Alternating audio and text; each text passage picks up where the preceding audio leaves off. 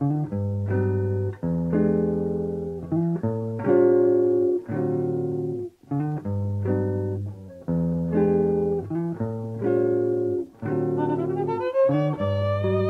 Manouya, aujourd'hui je reçois notre habitué des studios, Jean-Louis Larrey. Bonjour Jean-Louis. Bonjour Martine et puis bonjour à tout l'auditoire de Taoui FM. Alors c'est un vrai plaisir de te recevoir parce que chaque fois tu nous amènes des bonnes nouvelles, de bonne musique et des concerts en perspective. Oui, et puis la musique, c'est quand même quelque chose d'assez extraordinaire. D'abord, c'est un langage universel. Et je pense que c'est un des monuments de la culture et de l'humanité qui n'a jamais provoqué de guerre ni de mort. Sauf les marches militaires. Oui, mais ça, c'est de la musique au pas. Et nous sommes plutôt dans le rêve, dans l'harmonie, dans le partage et dans l'amour.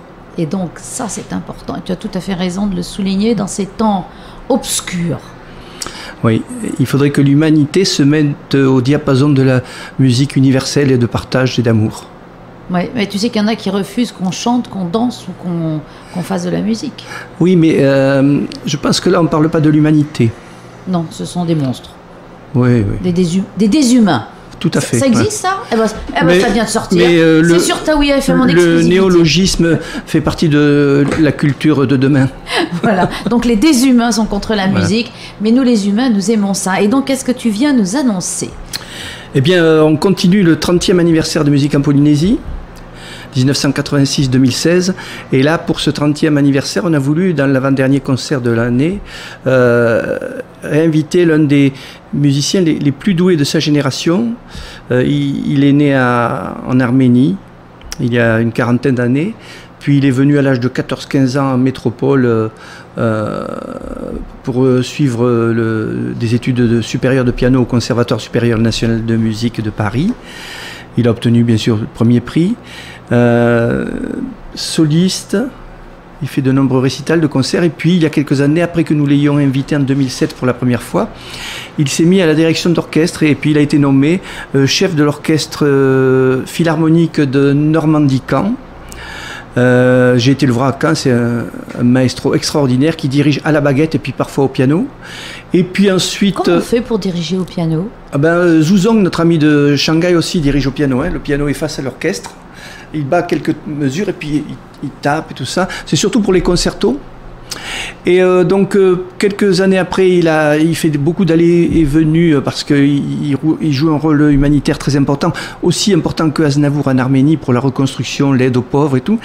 Et on lui a proposé la direction de l'Orchestre national de chambre d'Arménie, qu'il a accepté. Donc aujourd'hui, c'est un concertiste soliste qui se produit dans le monde entier. Il y a quelques semaines, il était encore à Tokyo avec l'illustre Ivry Gitlis. Ah, carrément. Oui. Et donc il dirige Caen, il dirige l'orchestre national. Mais il est multiface, comment fait-il? Aujourd'hui, il passe autant d'heures dans l'avion que dans son lit et que face au piano. Et à chaque fois, il trouve des pianos quand même. Tout le temps. Voilà, cette fois-ci, vous avez un piano qui va bien. On a sauvé l'activité piano de musique en Polynésie, puisque notre ami Damien Testa, qui assurait l'entretien, les réparations, transport et accord des pianos, a quitté la Polynésie. Et donc, grâce à des amis passionnés ici, on a remonté une structure qui va nous permettre de sauver l'activité piano sur le Fénois. Ouf! Parce que c'était pas gagné. C'était loin d'être gagné, mais là, c'est des passionnés. Et quand on a des gens passionnés qui ont les moyens derrière et puis qui a tout ce qu'on génère, nous, de passion pour la musique et le piano, ça marche, ça fonctionne.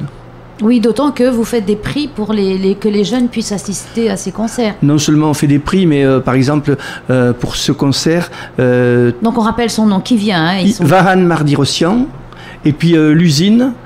C'est son prénom parce que son nom est imprononçable à Rutuinian. Voilà. Oui, donc l'usine, je pense que c'est un diminutif de Mélusine. Oui, toi qui es passionné, elle est magnifique d'ailleurs, elle a une tête de fée.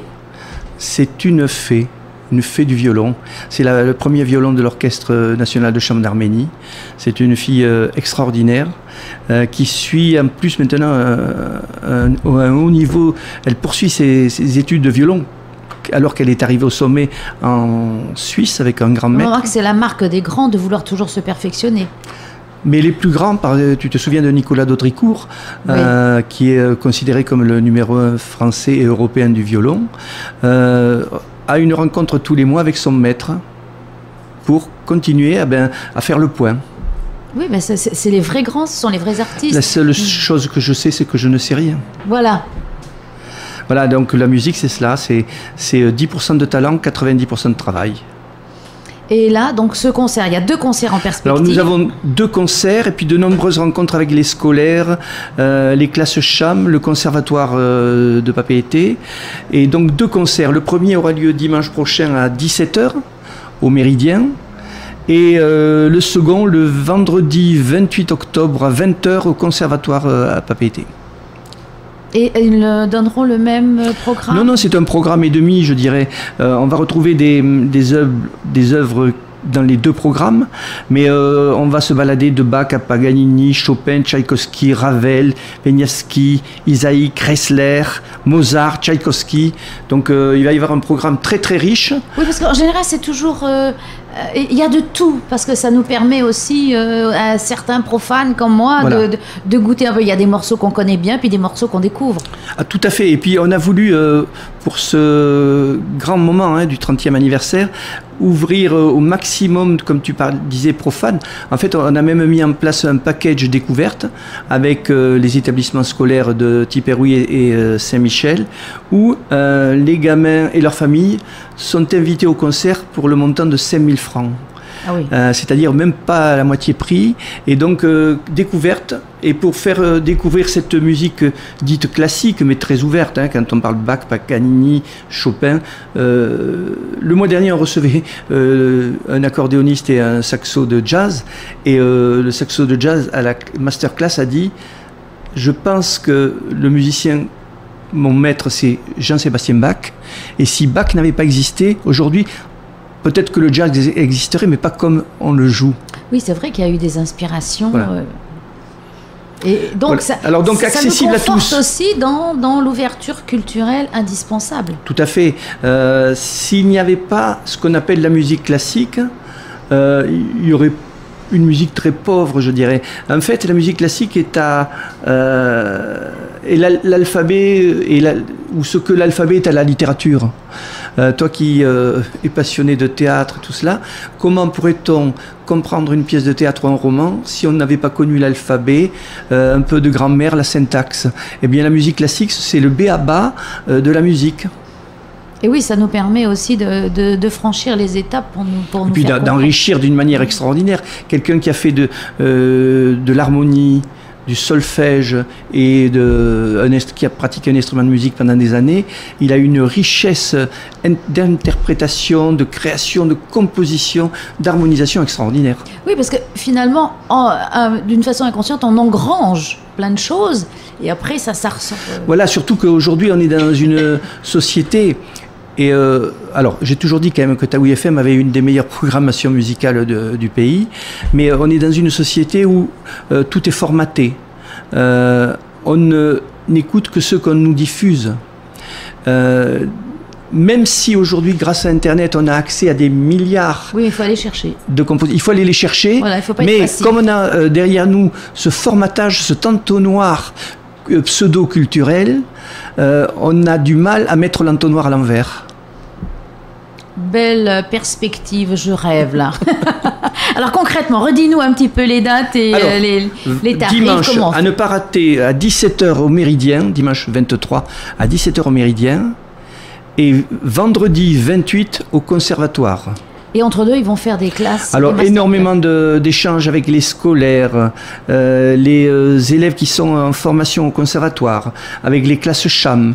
On remplit notre mission de service public, entre guillemets, de dialogue musical et culturel avec la jeunesse. On veut en fait faire de la jeunesse d'aujourd'hui des mélomanes de demain. Oui, et qui auront accès à toutes les sortes de musique. Tout à fait. Ça, c'est important. Ouais. Et puis, ils voient quand même des grands artistes qui Ah prennent ben là, le temps de venir jusqu'ici. on a 30 ans de musique, plus de 400 concerts, 800 concertistes internationaux, parmi les plus grands au monde. Voilà, ils viennent pas simplement pour les plages et les cocotiers. Ils viennent vraiment pour l'amour de la musique et de la transmission. Le partage et tout, mais c'est vrai qu'aujourd'hui, je dirais, même s'ils viennent sans cacher maintenant, ils viennent parce que ce pays, et notamment Van Mardi-Rossian, qui c'est la 3e fois qu'il revient, parle de notre Fénois partout dans le monde quand il se déplace. Il exprime partout, j'ai les échos en retour, ce que ce peuple lui a apporté, cette sagesse, cet anti-stress. Il y a quelque chose d'assez magique, et nous on le vit trop tous les jours pour parfois s'en rendre compte. Donc ce sont des bons ambassadeurs. Ah, c'est extraordinaire. Ouais. Bien, bah écoute, on va les retrouver donc dimanche 23 à 17h au Méridien et vendredi 28 à 20h au Conservatoire. Tout à fait. Je te remercie Jean-Louis. Merci beaucoup à vous et puis à très bientôt.